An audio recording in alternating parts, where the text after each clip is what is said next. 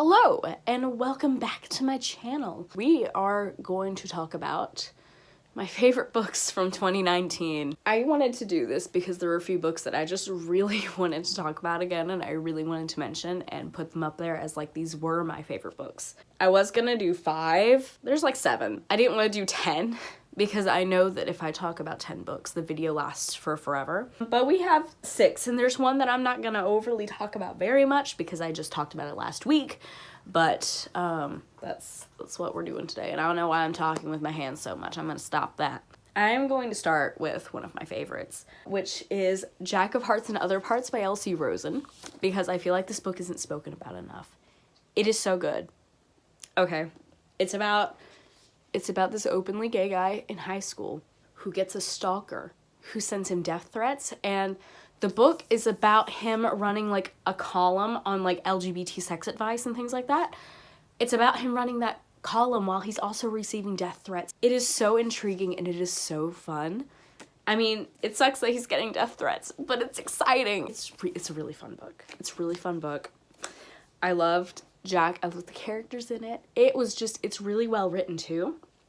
And I also wanted to talk about this because L.C. Rosen has another book that's coming out this year, which is called Camp, which I'm so excited about. I need to like push this book and get it out there because it's not getting enough attention. I literally only heard about this book because I saw the author at YALLFest and he was talking about his own book.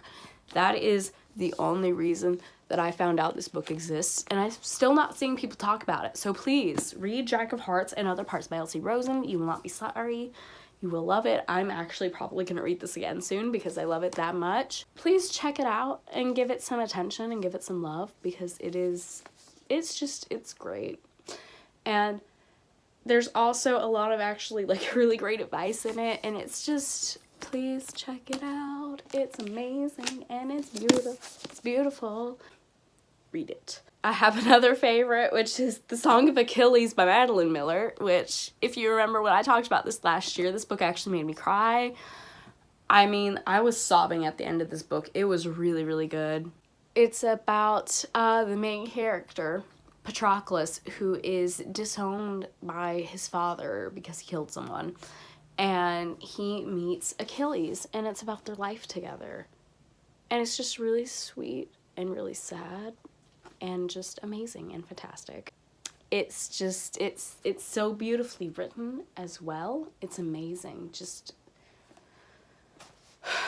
This is another one. Just trust me on it and pick it up and read it. And this book cover is really shiny, so you can't like really see it. That's a little better. There we go. I mean, I know this book has been out since like 2012. I finally picked it up for the first time last year and read it and really enjoyed it. So I recommend this book. Next, I have a sequel, which is The Lady's Guide to Petticoats and Piracy by Mackenzie Lee, because I love Mackenzie Lee so much. She's very beautiful. She writes amazing books.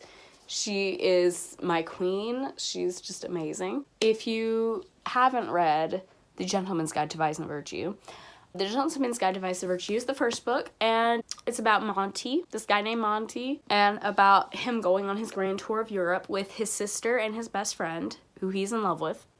It's really funny and hilarious and fantastic. It's just a great adventure. And this is the sequel to that book, which is about his sister Felicity. She wants to study medicine, but this is taking place in the 1700s when women do not practice medicine. And so Felicity's kind of trying to pave the way so she can live out her dream and be a doctor. It tackles the subject of, I guess you could say, toxic feminism? I don't know. The idea that to be a strong, independent woman, you have to put more feminine things aside. I don't know how to explain this. I'm explaining this badly. I made a video specifically about this book where I explain it better. But it just tackles a lot of really toxic ideals that hurt people, and Felicity grows and changes and learns as a person, and it's just beautiful. And I mean, it's by Mackenzie Lee. She writes amazing books. Her writing is fantastic, and it's just, you should read The Gentleman's Guide to Vice and Virtue, and then you should read this book too. And there's a novella that came out that's really cute, and there's another book that's actually coming out. I think it's this year. I still don't know when it's coming out. I think it's coming out this year. and it's supposed to be about their younger brother, Adrian. Yeah, you should check out these books because they're amazing. But I read the sequel last year and it was fantastic. Next, I actually have Dear Evan Hansen by Val Imich with Stephen Levinson, who wrote the original script, and Benj Pasak and Justin Paul, who wrote the music for Dear Evan Hansen. And this novel just goes more into Dear Evan Hansen. It fleshes the characters out more, fleshes the story out more, and it's just amazing and really good. I really enjoyed this book because I absolutely love Dear Evan Hansen. I've loved the soundtrack since it came out. Like, I still listen to Waving Through a Window literally every day. If you don't know what Dear Evan Hansen is about, it's about a kid with really bad anxiety who gets himself caught in a web of lies.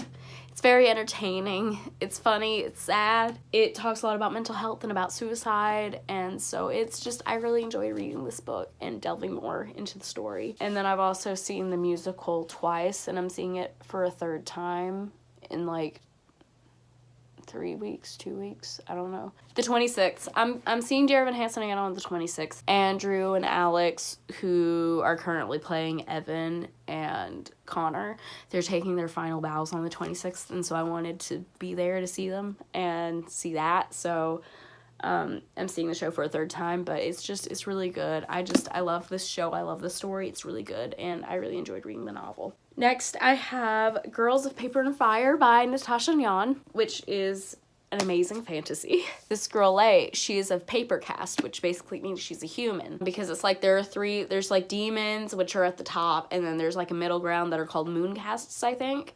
And they're like a mixture of animals and humans, and then there's paper castes, which are humans, and they're like the lowest of the low.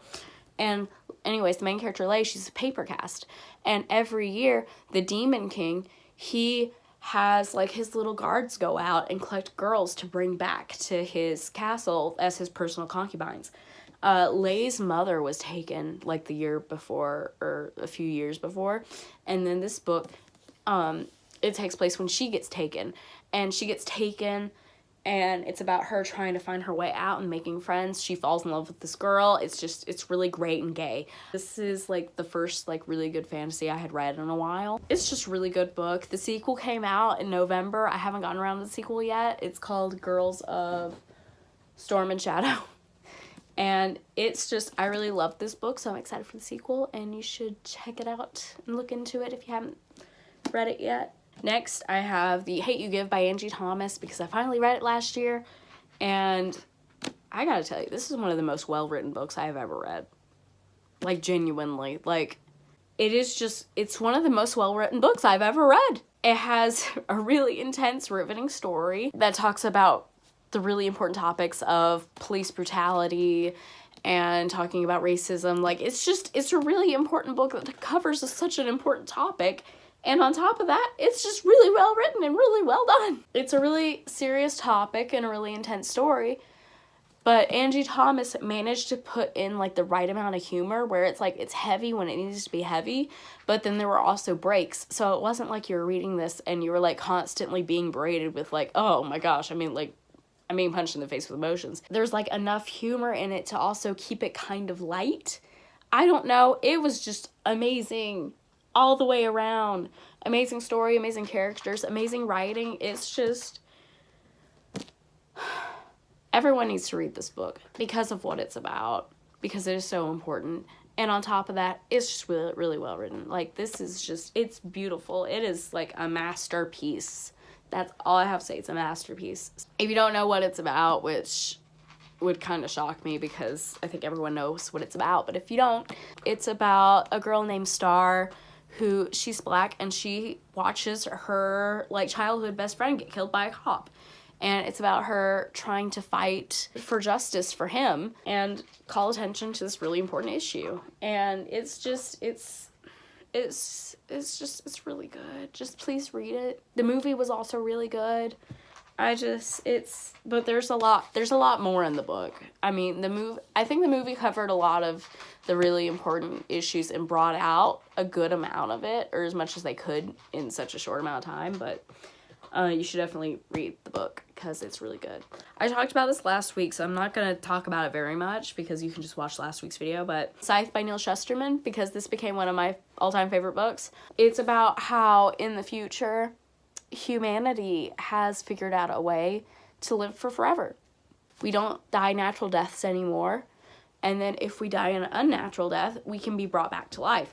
So in the future, we're dealing with like severe overpopulation. So we created these things called scythes, which are just people who train to learn how to like glean people, and gleaning is basically just killing people. But what these scythes do is like they'll glean someone and then give their entire family immunity for a year, so they can't be gleaned either, and it's like completely random. But that's how they're dealing with overpopulation. And this book talks about, it's about these two characters who get chosen to become apprentices of a scythe, and they don't want to be, because, I mean, no one really wants to be a scythe, but they get chosen, and it's about them having to learn about all that. It's not the best way to explain it, but you get the point.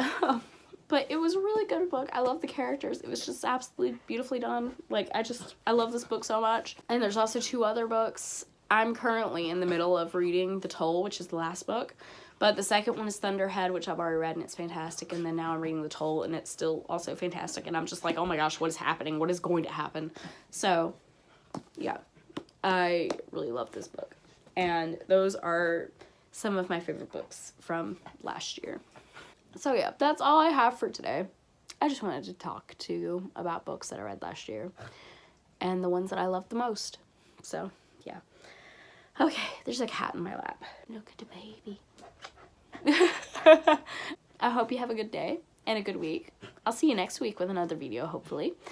And have fun reading. And yeah, I'll see you next week, hopefully. Okay. Bye. Carter. Hey, do you want to say bye? Come here. You want to say bye to people? Look. Here's the doggy. Hi. Say bye. She's like, put me down. Hi. Okay. Bye.